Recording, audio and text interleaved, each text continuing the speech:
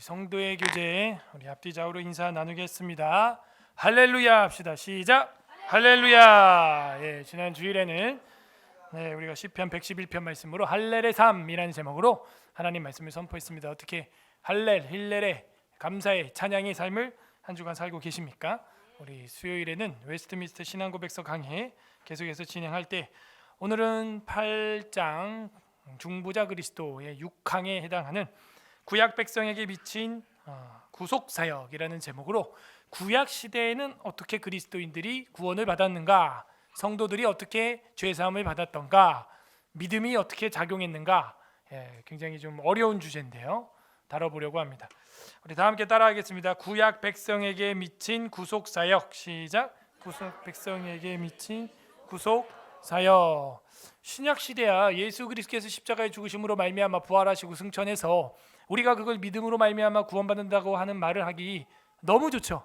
저와 여러분도 마찬가지. 성경에 기록되어 있기 때문에 그걸 봄으로써 이제 앞으로 다시 오실 주 예수 그리스도를 초림이 아닌 재림을 바라보는 그 믿음으로 우리는 구속함을 받았다. 그리고 천국을 소망하고 확신한다. 말할 수 있죠. 예수님이 오시기 전에는 어땠냐 이거예요. 예수님이 오기 전에 모세나 다윗이나 사무엘 같은 사람들은 뭐 어떻게 천국을 가는 거예요? 오실 메시아, 오실 메시아를 나는 바라봄으로 천국을 갑니다. 성경에 그런 구절이 있어요? 구약에? 다윗이 그래? 난 오실 메시아를 바라봄으로 난 천국 갑니다. 그런 거예요? 믿음 뭘 믿을까요? 구약 사람들은 뭘 믿어요? 하나님 믿어서 천국 가요? 창조주 하나님 있으니까 천국 가는 거예요? 그럼 예수님 뭐하러 와? 계속 하나님 믿지. 이게요, 누가 물어보지 않았기 때문에 여러분이 한 번도 이런 걸 받아보지 않은 거예요. 응? 구약 사람 어떻게 천국 가요? 안 가요? 천국? 몰라요? 율법에 순종해서 율법주의 나왔다 저기 한번. 또 그 얘기 아까 했잖아요. 앞에서 오실 메시아를 믿는 건데, 그렇다면 구약에 어디에 그런 얘기가 나와 있냐고. 오실 메시아를 믿음으로 사무엘이 구원받았더라. 몇 장 몇 절? 아니 맞아요. 틀렸다는 얘기가 아니라 맞는데, 오실 메시아를 바라봄으로 구원받았는데 그게 어떻게 성경적으로 성립이 되냐 이거예요. 응? 자, 그래서 교리를 정리를 한 거죠. 교리에 나와 있어요. 교리를 보세요. 교리 안에 진리가 담겨져 있습니다. 1항에서는 하나님의 택하신 자는 중보자밖에 없다라는 얘기를 받고, 2항에서는 그 중보자는 한인격 두본성. 따라하세요. 한인격 두본성. 두본성이 뭐예요? 인성과 신성, 신성과 인성. 그 다음에 3항에서는 중보자의 직분이 이런 것들을 담당하셨다. 중보자의 직분은 굉장히 중요하고 한량없이 중요하다. 그 중보자께서는 어떻게 했다? 비하와 승기를 거치셨고, 우리 인생 만사도 비하와 승기가 없이는 주를 볼 수 없고, 우리 삶 속에서도 이게 공존하고 있다. 5항에서는 단번에 드리신 희생제, 그래서 로마 가톨릭에서 매주 미사를 드리면서 오늘도 주 예수님의 살과 피가 여기 희생됐다라고 말하고, 실제 주님의 살과 피라고, 기념이 아니라 실제라고 말하는 것은 잘못된 형상과 진료라고 하는 화채설이다. 우린 그걸 따라가지 않는다. 우린 기념설. 뭐 루터나 이런 사람들도 뭐 공제설 뭐 이런 것까지 했는데, 우리 존 칼빈 장로교는 기념설에 성령님의 은혜가 각자에게 임하는 그런 역사도 믿는 거죠. 기념설이. 자, 제 6항 구약 백성에게 미친 구속사역 읽어보면은 아까 제가 질문했던 답이 여기 이 짧은 글 안에 다 들어 있습니다. 합독합니다. 시작. 구속사역의 그리스도께서 성육식 하신 후에 비로소 그리스도로 말미암아 실제로 성취되었다. 그러나 그러나 그 사역의 공덕과 효능과 혜택은 창세로부터 창세로부터 모든 세대에 살던 택함 받은 백성들이 계속적으로 받아 누려왔다.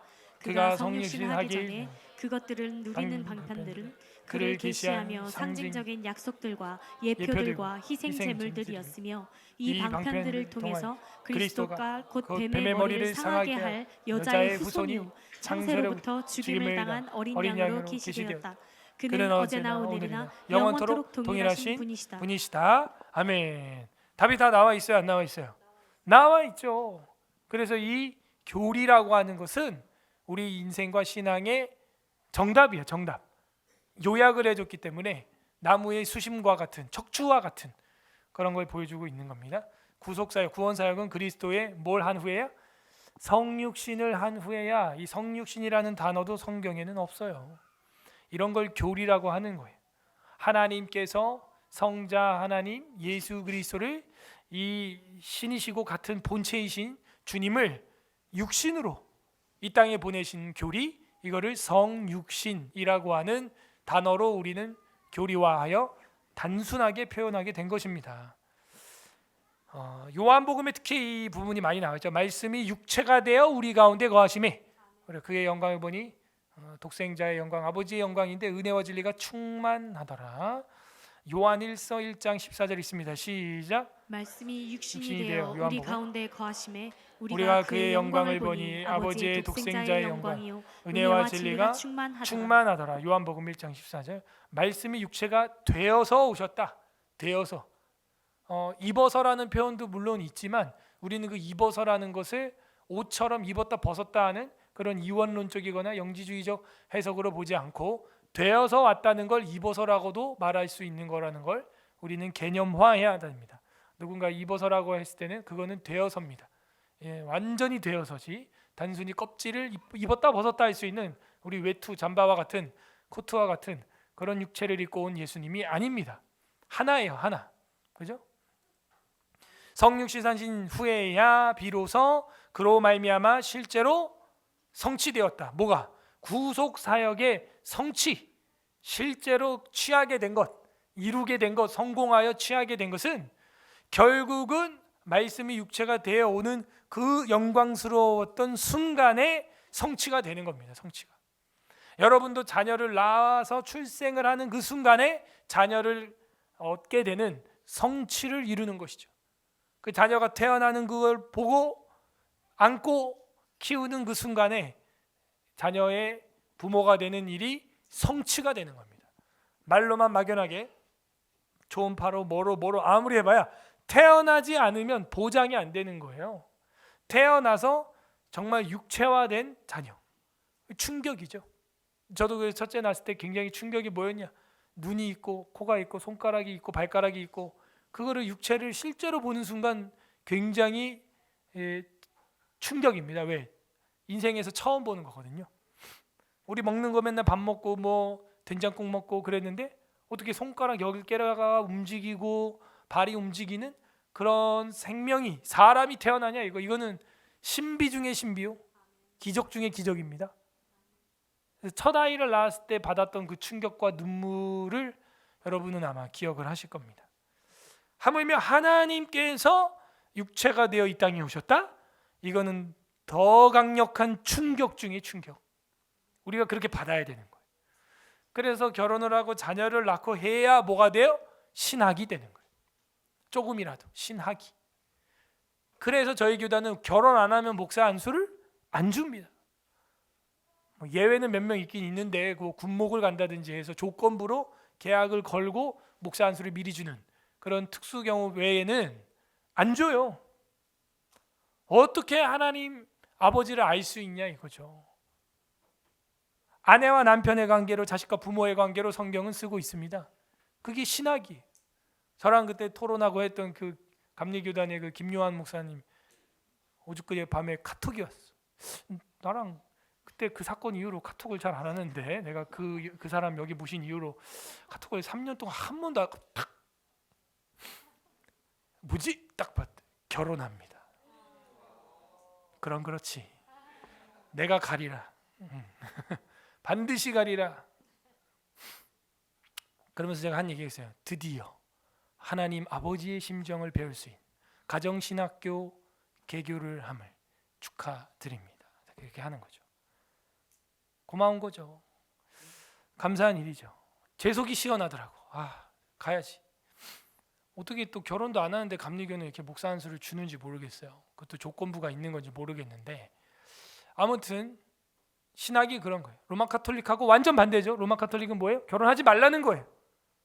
그리고 서야 어떻게 부모의 자식의 마음, 아버지 하나님의 마음, 남편의 마음, 아내의 마음, 그 하나님의 마음으로 표현되어 있는 것을 어떻게 간접 체험이라도 할 수 있겠나?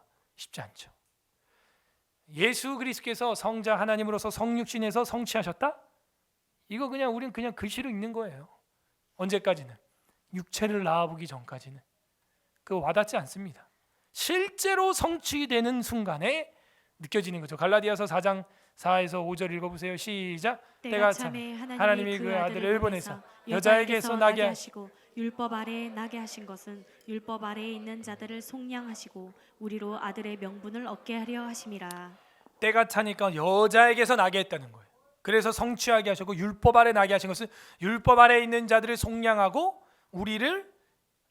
우리로 아들, 자녀, 딸, 입양자죠. 그 명분을 얻게 하려고. 그렇구나. 결국에는요. 그 입장이 돼봐야 고칠 수 있는 거예요. 하다못해 개통령 아세요? 개통령? 그 개 고치는 아저씨 하나 있잖아요.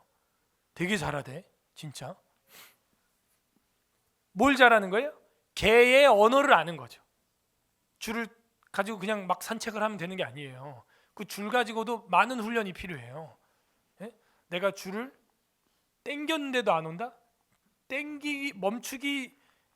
나는 멈췄는데 걔가 먼저 막 줄을 땡기면서 간다? 그리고 내가 줄을 팽팽하게 대기도 전에 내가 방향을 틀고 줄을 싹 할 때 얘가 딱 멈춰서 움직인다? 이거는 단계별로 말을 안 듣는 개로부터 잘 듣는 개까지, 훈련이 안 된 개로부터 잘 된 개까지, 이런 언어인데 일반인들은 모르거든요. 그냥 막 가자 막 땡겨 막 그러는 거예요. 응?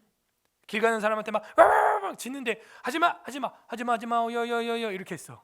우리는 막 여여여 지 새끼니까 예뻐가지고 그러는데 그게 뭐냐면 남한테 짖는 거 잘했다 이 얘기밖에 안 되는 거예요. 그게 그러니까 언어거든요. 그럼 뭐예요? 그 개의 입장에서 서보지 않으면은 소통이 안 되는 거죠. 결국 우리를 구원하기 위해서는요, 인간의 그 피를 흘려야 하는 입장으로 오셔야 되는 거예요, 하나님. 그래서 인간들의 죽음과 이 절망을 몸소 느끼시고 죽음을, 고통을 십자가에서 처절하게 느끼시는. 그러면 어떻게 와야 돼요? 영으로 와야 돼요? 때가 참에 여자에게서 나야 되는 거예요. 고통스러운 인간으로. 그죠? 우리 기도 제목 보면은 그 환우들을 위한 기도 제목이 제일 많아. 그죠? 병 없는 사람이 없는 거예요. 이제 30대, 40대, 50대, 60대, 70대. 나이 먹으면 뭐 여기저기 한두 군데는 아픈 거죠. 다. 고장이 나는 거죠. 그 사람이에요. 이런 연약한 몸으로 예수님이 오셨다. 메시아가 그렇게 오셨다는 거예요. 메시아가. 찔리면 아픈, 찌르면 고통스러운. 왜 그렇게 왔다는 거예요? 우리로 자녀의 명분을 얻게 하려 하심이라. 친히 그 율법 아래 성취하기 위하여 오셨다 하는 것입니다. 그러나 그 사역의 공덕과 효능과 혜택은 창세로부터 모든 세대에 살던 택함 받은 백성들이 계속적으로 받아 누려왔다. 언제부터? 창세로부터, 구약 시대부터 그거를 누려왔다고? 여기서 우린 이해가 안 되는 거예요. 구약에 예수님이 오지도 않았고 명함도 안 돌렸는데 어떻게 모든 세대가, 그것도 택자들이 예정설 나오죠. 택함 받은 백성들은 계속적으로 창세 때부터 받아 누려왔대요. 그 공덕과 효능을. 이거를 설명을 아까 우리가 못했던 거예요. 처음에. 그죠? 오실 메시아 이렇게 막연히 얘기했지만 그 오실 메시아를 어떻게 믿었냐고 할 때 딱 나와야 되는데 이게 연습과 훈련이 안 돼 있으므로 딱 나오지 않았다. 모든 세대에 어떻게 됐을까? 히브리서 11장 38절에서 40절 보게 되면은 이런 사람은 세상이 감당하지 못하느니라 그들이 광야와 산과 동굴과 토굴에 유리하였느니라 하면서 믿음의 선조들의 이야기죠. 이 사람들은 다 믿음으로 말미암아 증거를 받았으나, 받았대요. 구약 사람들인데 받았으나 약속된 것을 받지는 못하였으니, 예수님을 직접 보지 못했죠. 예를 들어 완벽한 새 예루살렘과 같아요. 저와 여러분한테는 완벽한 새 예루살렘의 증거를 우리에게 주셨습니까? 주님이? 주셨죠. 받았죠. 성경을 통하여 이루어진 역사와 예언의 성취를 통하여 계시록에 나오는 앞으로 새 예루살렘과 새 하늘과 새 땅과 저 천국이, 영원한 천국이 이미 우리에게 임한 줄 믿습니다. 천국이 여기 있다 저기 있다 하지 마세요. 우리들 마음속에 있느니라. 주님은 그렇게 말하는 거예요. 증거를 받았으나 약속된 것을 새 예루살렘을 여러분이 문을 열고 진주문이라고 돼 있죠. 계시록에 보면 문이 진주로 돼 있대요. 그 진주가 열릴 땐 소리도 안 날 거 아닙니까? 쓱 열리잖아요. 들어가 봤어요? 그 진주 만져봤어요? 약속된 것을 받지는 못했죠. 보지는 못했죠, 실체로. 근데 앞으로 볼 거예요, 안 볼 거예요? 믿네, 보니까 믿네. 안 봤는데 믿으시네요, 보시니까. 그리고 그 진주문 열고 들어가면은 보호자로부터 흘러나오는 무슨 강? 생명수강이 있고 양쪽에는 뭐가 있어요? 생명나무가 있으면은 생명나무에서 열리는 생명 열매를 어떻게 할 것 같아요, 여러분이? 먹을 것 같은데요? 바라보고 계시네. 믿고 계시네. 그거예요. 구약의 성도들이 예수 그리스도를 직접 보지는 못했고 우리가 생명나무의 과실을 지금 직접 먹지 못하였으나 바라보는 것처럼 구약에 있던 창세로부터 있는 모든 성도들은 예수 그리스도를 직접 보지도 만지지도 못했지만 우리가 지금 생명나무의 열매를 이미 확실히 먹을 수 있는 것처럼 확신하는 것처럼 간절히 선명하게 소망하는 것처럼 구약의 성도들도 그 메시아를 정확하게 소망했다는 거예요. 정확하게. 그 자세한 이야기는 뒤에 또 나옵니다. 이는 하나님이 우리를 위하여 더 좋은 것을 예비하셨은즉 우리가 아니면 그들로 온전함을 이루지 못하게 하려 하심이라. 신약 성도들의 삶을 통하여 구약 성도들의 삶이 진짜 받쳐지게 되었다. 모든 세대 자세하게 그가 성육신하기 전에 그것을 누리는 방편들은 이제 설명합니다. 이런 거였습니다 하고 정답이 나오는 거예요. 구약의 그 메시아를 누리는 방편들, 그게 주 예수님이 성육신, 성취, 성육신 하기 전에 성육신 하기 전에 방편들은 여러 가지가 있겠지만 여기서는 한 서너 가지만 말합니다. 그를 계시하며 성경이죠. 성경으로 믿는 거예요. 상징적인 약속들과 상징이죠. 상징을 사용하는 거예요. 그 다음에 예표들과 그 다음에 희생 제물들 뭐예요? 제사 이런 것들이었고 이 방편들을 통해서 메시아가 곧 뱀의 머리를 부실 거라는 걸 우리가 지금 진주문 열고 생명수강가의 생명나무의 열매를 우리가 이 육체의 장막을 벗은 후에 부활의 채를 입고 먹을 거라는 걸 확신하는 것처럼 구약 성도들을 그거를 확실했다는 거예요. 그 방편들의 조건은 여러 가지였다는 거죠. 이사야 53장 4절에서 6절 우리 잘 알고 있죠. 그는 실로, 이거 구약의 이야기죠. 질고를 지셨다. 슬픔을 당하였다. 고난을 당하였다. 찔리었다. 상했다. 징계를 받았다. 채찍에 맞음으로 말미암아 나음을 받았다. 왜? 6절 다 같이 읽어보세요. 시작. 우리는 다 양 같아서 그를 행하여 각기 제 길로 갔거늘 여호와께서 우리 모두의 죄악을 그에게 감당시키셨도다. 지금 이거는 마태복음이 아니에요. 구약 이사야서예요. 이런 예언들을 통하여 구약의 성도들은 우리 인간의 인류의 죄가 우리가 해결 못하고 누군가가 청산해주고 담당해줄 거구나 라는 확신이 있어요. 아니 어떻게 구약 성도들이 그런 확신이 있어요, 목사님? 여러분은 어떻게 생명나무의 과실을 먹을 확신을 갖고 있습니까? 보지도 않았는데. 똑같은 거예요. 믿음이란 이 보지 못한 것 같지만 확실한 증거요. 히브리서 11장이 말하고 있는 것이죠. 이런 상징들을 통하여 확신하게 되었구나. 그 다음에 약속들과 이렇게 돼 있었죠. 그 다음에 예표들. 창세기 14장 18절 읽어보세요. 시작. 살렘 왕 멜기세덱이 떡과 포도주를 가지고 나왔으니 그는 지극히 높으신 하나님의 제사장이라. 살렘 왕 멜기세덱까지는 알겠는데 지극히 높으신 하나님의 제사장. 자, 이런 성경 또 이런 말씀들을 구약 성도들이 보면서 이 지극히 높으신 하나님의 제사장, 그가 누구냐 도대체 궁금증을 갖게 하죠. 시편 110편 4절 우리 읽었죠. 시작. 여호와는 맹세하고 변하지 아니하시리라. 이르시기를 너는 멜기세덱의 서열을 따라 영원한 제사장이라 하셨도다. 영원한 제사장? 우리가 드리는 제사는 영원하지 않고 구약의 제사는 피를 흘릴 뿐만 그때뿐 다른 건 없었어요. 또 드려야 되고 또 죽여야 되는데 영원한 제사장? 뭔가 이 구약 성도들 마음, 다윗의 마음, 성도들의 마음에 그 갈망이 있는 거예요. 갈망이. 예표들이죠. 자, 이런 예표들을 통하여 영원한 제사장이 반드시 유다 지파 이새의 아들 다윗의 족속 중에서 누군가 오겠구나, 싹이 나겠구나, 구루터기에서 싹이 피겠구나, 구원의 우물물에서 뭔가 역사가 나타나겠구나. 그러니까는 뭐예요? 메시아 갈망사상, 대망사상이 막 충만한 거예요. 아마 그때부터 남아선호 사상이 좀 커진 거 아니냐, 저 개인적으로는 그렇게 생각을 합니다. 그 예표들과 희생 제물들, 이거는 너무 쉽다, 그죠?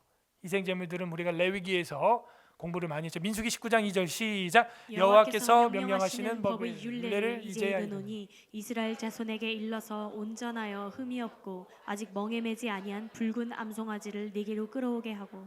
붉은 암송아지를 끌고 와라. 이 붉은 암송아지에 대한 해석은 거의 다 비슷합니다.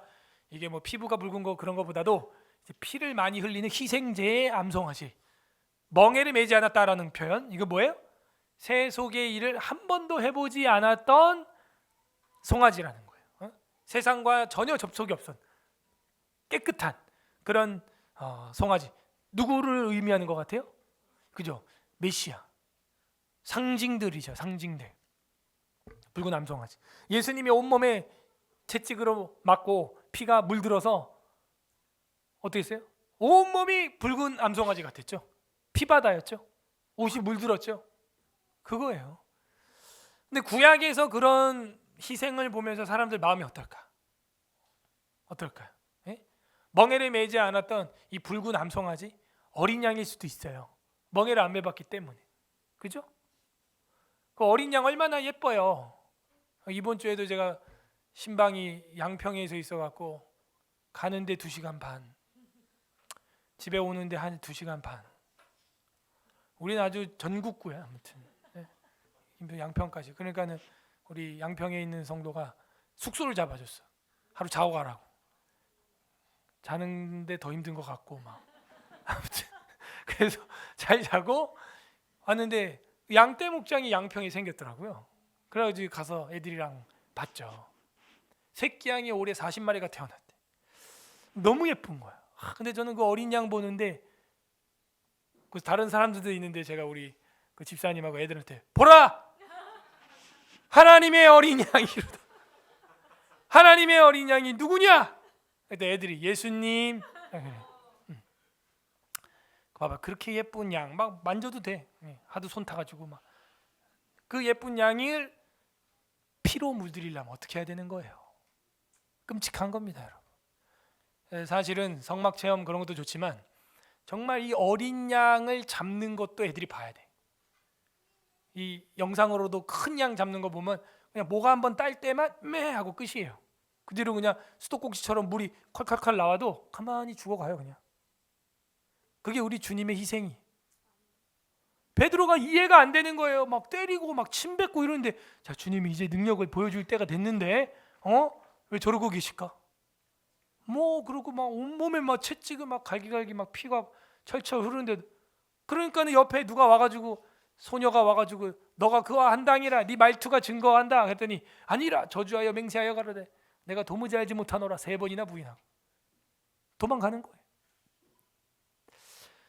그 희생, 구약의 그 동물 잡을 때 여러분 뭐 그런 거 뭐 하나도 불쌍함 긍휼함 없을 것 같아요? 물론 여러분 뭐 치킨집 가갖고 사 먹는 치킨이야 뭐 즐겁게 막 먹죠. 근데 여러분이 애지중지 키우던 거 있잖아. 털 관리해주고 빗어주고 닦아주고 병균 치료해주고 막 그랬던 동물을 잡아 먹으라 해봐요. 못 먹어요. 못 먹어.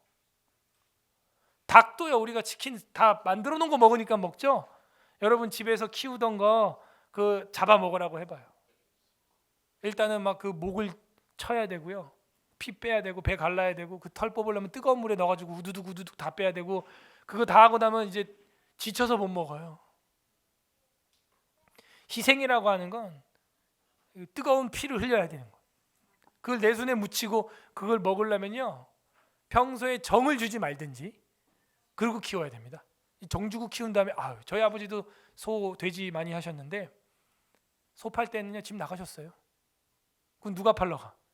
잔인한 우리 엄마가? 우리 엄마는 다 팔아버렸어요. 살아야 되니까. 소가 울어요. 그러니까 아버지가 못 보는 거야, 그 꼴을. 이해가 안 되죠, 여러분. 개만 이렇게 정드는 게 아니라니까요. 그 유튜브에 쳐봐요. 사마귀 그 양육 해가지고 사마귀를 알 때부터 키워가지고 늙어서 죽을 때까지의 일정을 유튜브로 찍은 사람이 있는데 나도 보는데 눈물 나더라. 사순이 어떡해. 그 마지막에 죽기 전에 알을 막 이렇게 거품처럼 낳잖아요. 그거를 한 서너 몇 번 해요. 얘가 사력을 다해서. 그리고 콱 죽는 거야. 와, 저 모성애. 그러고 나서 그 알이 겨울 지납니다. 그다음에 이제 봄 이렇게 3월 되잖아요. 지금 그 안에서 이제 온도 차에 의해서 이제 그 새끼 이 사돌이들이 막 이제 나오겠죠. 이 사마귀들이 되게 귀여워. 또 걔네들이 막 하면서 나가. 그것도 드라마틱하게 만든 거야 또. 네?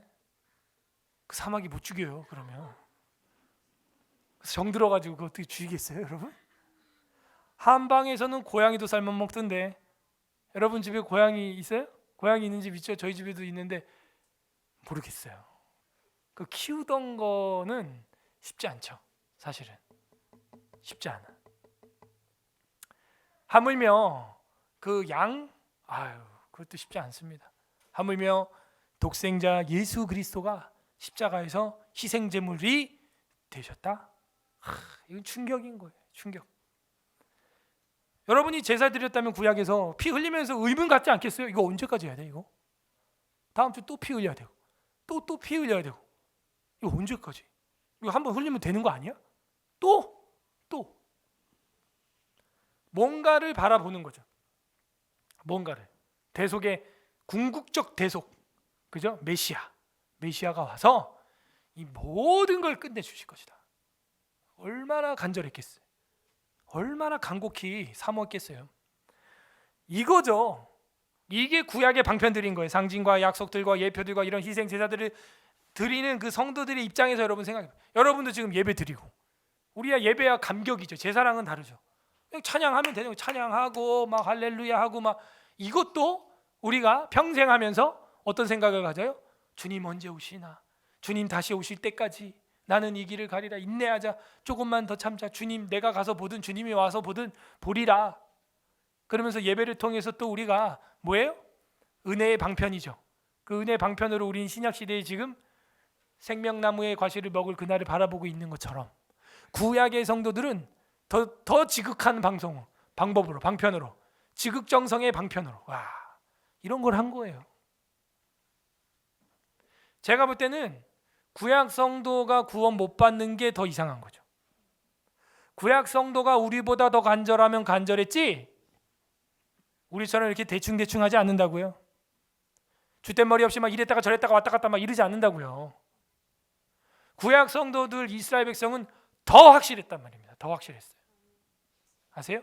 우리는 워낙 자유해져 가지고 은혜 아래서 막 이거 했다 저거 했다가 막 세상 갔다가 여기 했다 막 이거 배웠다 저거 배웠다 막 정신 없어요 하는 거 보면. 그러니 우리가 구약 성도들을 하등히 여길 이유가 없는 거예요. 제가 볼 때는요 우리보다 더 확실했어요. 피를 흘릴 정도로 자기 재산을 매주 잡아요. 재산을 그 자식 같은 양, 염소, 비둘기 그걸 드리는 거예요. 쉬운 게 아닙니다. 본인이 직접 제단 부표까지 올라가서 안수해야 돼요. 또 그 생물체에다가 징그럽게. 여러분 자매들 중에 생물체 못 만지는 털 있는 거 못 만지는 자매들 있잖아. 또 개고양이 뭐 이런 것도 못 만지잖아요. 여러분이 믿음이 좋겠어요? 구약 사람이 믿음이 좋겠어요? 구약이 훨씬 좋아. 제가 볼 때 진짜 아니면은 그렇게 못 하거든요. 피 흘려갖고 이거는 우리야 차 타고 그냥 여기 오면 되는 거지만 구약은 그 정도가 아니에요. 실제로 나의 삶의 일부분을 잘라서 드려야 되는 거예요. 피를 흘려서. 그래서 이 방편들을 통해서 그리스도가 곧 뱀의 머리를 상하게 할 여자의 후손이요. 여자의 후손이요. 이거는 어디서 봤죠? 창세기 3장에서 우리가 원시복음이라고 배웠었죠. 자, 창세기 3장 15절 다 같이 읽어보세요. 시작. 내가 너로 여자와 원수가 되게 하고 네 후손도 여자의 후손과 원수가 되게 하리니 여자의 후손은 네 머리를 상하게 할 것이요 너는 그의 발꿈치를 상하게 할 것이니라 하시고. 내가 너로 여자와 원수게. 너가 누구예요? 너가 뱀이죠, 뱀. 너가 뱀이랑 이제 뱀이 너가 여자랑 원수. 여자 누구예요? 하와죠. 결국에는 이제 여자의 후손에서 누군가 히어로가 나오는구나. 이 사상이 벌써 창세기 3장에 들어있는데 이거를 우리는 신학적으로 뭐라 그런다고요? 무슨 복음? 원시복음이라는 단어가 성경에 없어요. 그러니까 이런 걸 교리라고 하는 거예요. 그래서 프로타 에반젤리즘, 에반겔리온. 그 에반젤리즘 하면 복음이거든요. 근데 이렇게 프로테반젤리즘 이렇게 되는 거죠. 앞서는 거죠. 복음보다 앞서는 거. 프로. 신약의 복음보다 훨씬 앞서는 복음, 프로테반젤리즘 이렇게 말하는 걸 원시 복음이라 그래. 이거는 영어 사전에도 안 나오는 단어입니다. 프로테반젤리즘이 영어 사전에 안 나와요. 네이버 영어 사전에도 안 나오고요. 이건 진짜 전문 용어인데요. 그렇구나. 이게 원시 복음이라고 하는 거구나. 근데 제가 여담입니다. 뭐 이건 귀로 흘려도 돼요. 충격받은 건 최근에 이 사람들이 만든 AI 채팅 프로그램이 있거든요. 챗 GPT라고. 거기에 제가 이 단어를 한번 딱 검색을 해봤어요. 그 이제 영어로 번역을 해가지고 프로테반젤리즘에 대하여 개념 설정과 이 프로테반젤리즘에 대해서 설명을 구체적으로 한번 해봐라 했더니요, 그 단어를 얘가 인식을 하고 그거에 대해서 구약 성경 전체 본문을 빼내고 그리고 그거에 대한 개인 소견까지 이야기를 딱 하는 거예요.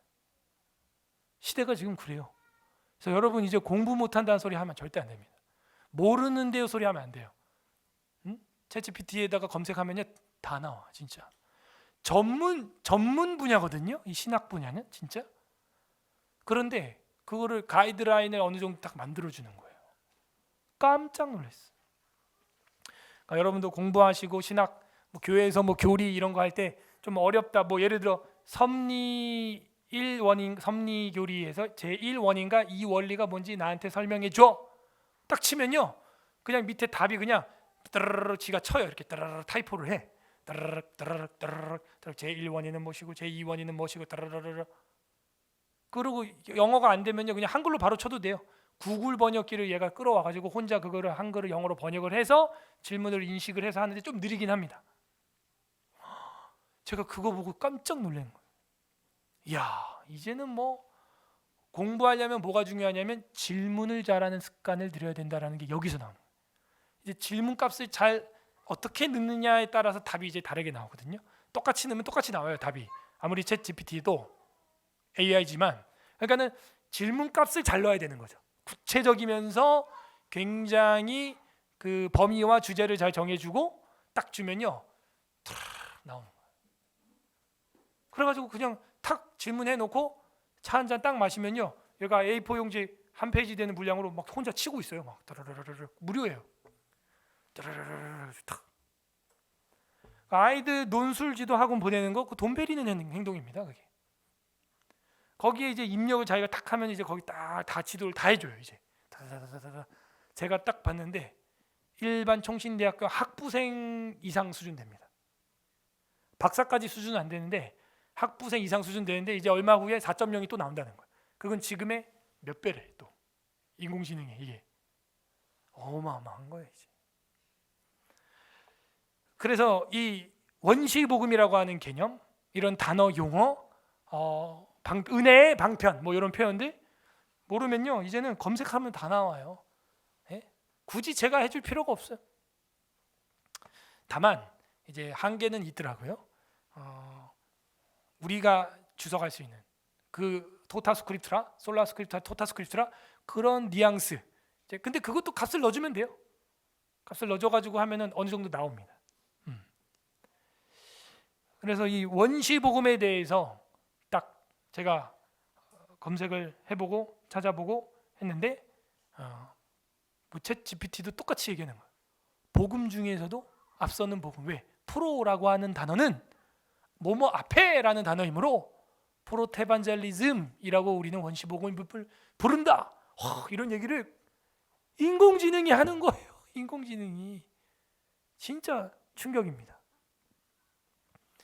그래서 이 원시복음에 대해서 창세기 3장 15절 이 구절이 우리한테 최초다 보여주고, 여자의 후손과 원수가 되고 너는 여자의 후손은 네 머리를 부셔버릴 거다. 이건 뭐예요? 뱀의 마귀의 권세를 파괴할 것이고, 그 다음에 그의 발꿈치를 상하게 할 거다. 그럼 뭐예요? 여자는 후손은 약간 데미지를 받게 될 거다. 십자가에 달리는 것이죠. 피를 흘리는 것이죠. 그래서 이 원시복음에 대해서 우리는 여자의 후손에서 발견한다. 이거는 창세로부터 알려져 있어요. 계시록 13장 8절 있습니다. 시작. 죽임을 당한 어린 양의 생명책에 창세 이후로 이름이 기록되지 못하고 이 땅에 사는 자들은 다 그 짐승에게 경배하리라. 죽임을 당한 어린 양의 생명책에 기록되어야 되는데 창세 이후로 기록되지 못한 자는 다 멸망당한다. 창세로부터 죽임당한 어린 양으로 계시되어 있다. 그죠? 어린 양. 아까도 제가 어린 양 이야기했죠. 그 원시복음 여자의 후손에 대해서는 창세로부터 죽임을 당한 어떤 어린 양. 그러네요. 아담과 하와가 아무리 옷을 이파리로 무화과 나무 잎으로 만들려고 했지만 오래 가요? 못 가요?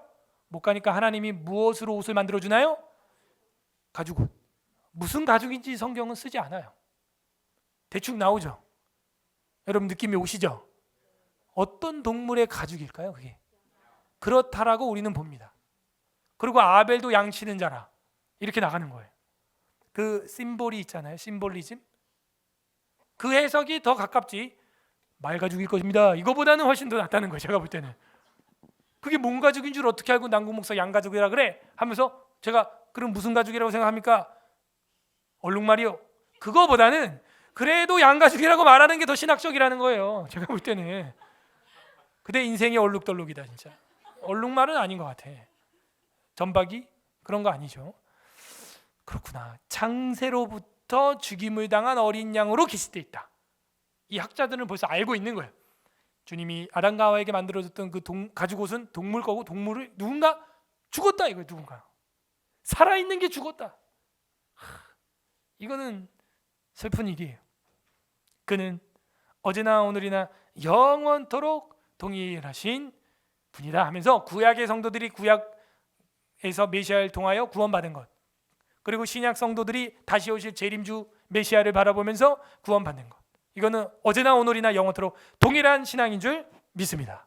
엄청난 동질감을 우리에게 선포해주고 있다 하는 겁니다. 그러므로 6강에서 말하는 구약 백성에게 미친 구속사역이라고 하는 것은 우리가 지금 이렇게 오늘 앉아서 예배드리는 것, 어쩌면 이거보다도 더 리얼하게 막 더 실제적으로 와닿는 살아있는 희생제 속에서 살았던 구약 성도들은 더 갈망했을 수도 있다 하는 겁니다. 결국 구약이나 신약이나 신앙은 실시간이라는 거예요. 신앙은 실제라는 거예요. 바라보는 거죠. 그리고 내 걸로 삼는 거죠. 누구를? 예수 그리스도 어린 양. 결국 예수 그리스도의 그 십자가에서 모든 성취가 이루어지고, 우리가 한 아기를 낳아서 그 한 아이, 첫째 아이 때문에 누렸던 그 기쁨보다도 더 큰 기쁨이 있는 그 주님이신데, 그 주님이 죽으셔서 십자가에서 피와 물을 쏟으시고 살을 찢어서 붉은 암송아지가 되어서 온몸이 뻘겋게 되어서 십자가에 달렸다는 거예요. 대단하죠. 그것이 바로 구약 성도들과 신약 성도들에게 미쳤던 하나님의 구속사역. 그것은 각자 시대의 은혜의 방편을 통하여 누린다. 저와 여러분은 어떤 은혜의 방편들을 누려야겠어요. 이제는 지금은 우리가 양잡고 소잡고 안 하잖아요. 뭐예요? 감사함으로 찬양하고 예배 자리에 나오고 성경을 읽고 사경에 참석하고 힘쓰는 기도에 참석하고, 그런 은혜의 방편들, 구역 예배를 통하여 두세 사람이 함께 기도하면서 지금 나의 이 육체적 정신적 고통을 극복하고 성령 하나님의 역사로 말미암아 어떻게 해요? 신약 백성에게 미친 구속의 사역들이 저와 여러분의 삶 속에서 쓰여지기를 주님의 이름으로 소망합니다. 아멘. 우리 말씀 생각하면서 이 시간 기도하는 시간을 갖도록 하겠습니다. 첫 번째, 감사하시길 바랍니다. 하나님, 이 언약의 통일성, 하나님 계시의 점진성, 오늘도 이렇게 간단하게 1시간도 안 되는 시간에 배우게 해주시니 감사드립니다. 구약이나 신약이나 정말 이 예수 그리스도의 십자가를 통하여, 메시아를 통하여 구원받는다는 언약의 통일성과 계시의 점진성을 우리에게 깨닫게 해주신 것에 대한 여러분 감사의 고백을 입술로 올려드리시기를 바랍니다. 그리고 우리가 이제는 하나님, 다윗도 구약의 제사가 완벽하지 않았던 거 알았고요. 사무엘 선지자도 알았어요. 순종이 제사보다 낫다, 그런 말을 했죠. 그런 이야기가 구약에 많습니다. 제사가, 주께서는 제사를 기뻐하지 아니하시니 그러지 아니하였다면 내가 드렸으리라, 뭐 이런 성경 구절도 있거든요. 그렇구나. 정말 그 제사가 의미했던 참 의미가 무엇이냐 생각나게 하는 거예요. 그런데 우리는 이 은혜의 방편을 신약에 살면서 더 편하게 받았는데 어쩌면은 더 육체적으로는 편리하죠. 피 튀기지 않으니까요. 근데 이 은혜의 방편을 무시하고 예배와 기도회와 말씀과 사경회와 여러 가지 하나님이 주셨던 은혜의 방편들, 모임들, 구역, 또 여러 가지 우리 모임들이 있습니다. 교회 안에. 그걸 무시했습니다. 주님, 용서하여 주시옵소서. 이거 회개해야 됩니다. 여러분, 회개해야 돼요. 세 번째는 간구하시기를 바랍니다. 이제는 구약 백성에게 미친 구속사역이 성취된 것처럼 신약 백성에게 미친 구속사역이 성취되는 그날까지 내가 이 믿음으로 승리하게 하여 주시옵소서. 간구하는 기도도 세 번째 올려드리기를 바랍니다. 우리 다 같이 말씀 생각하면서 기도하겠습니다.